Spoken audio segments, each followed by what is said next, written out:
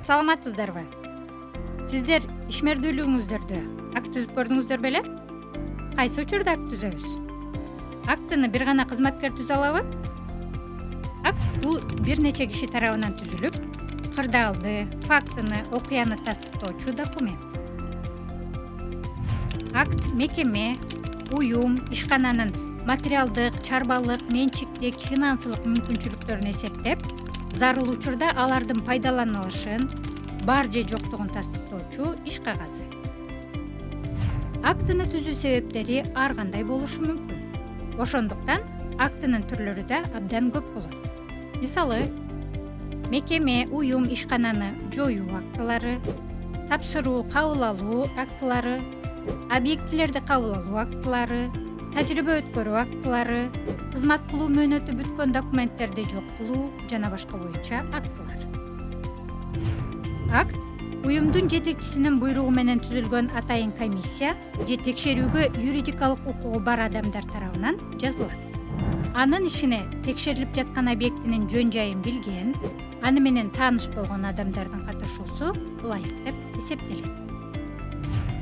Акт түзүүгө тиешелүү канцеляризмдерди өз ара бириктирип көрөлү.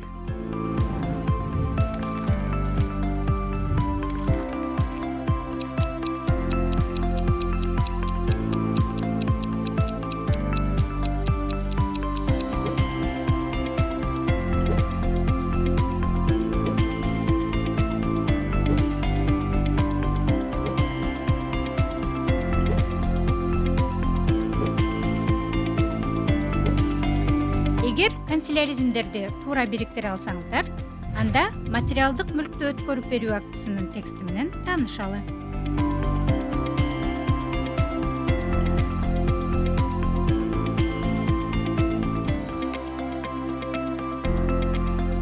Акт түзүүдө санатоочтордун эсептик, иреттик, жамдама өңдүү түрлөрү колдонулат. Акт материалдык мүлк жана башка эсепке алуу иш кагазы болгондуктан эсепти билдирүүчү сандар цифралык, жанына кашаа ичинде сөздүк варианты жазылышы шарт.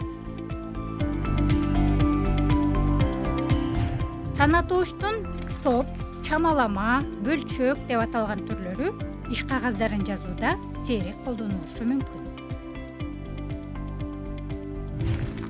Акт түзүүдө ага киргизиле турган сандык маалыматтар так эсепти талап кылгандыктан 100дөй, 30 чакты, 4-2, 5-6дан өңдүү сандык бирдиктер дээрлик колдонулбайт.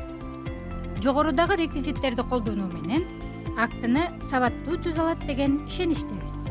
Саламатта болуңуздар.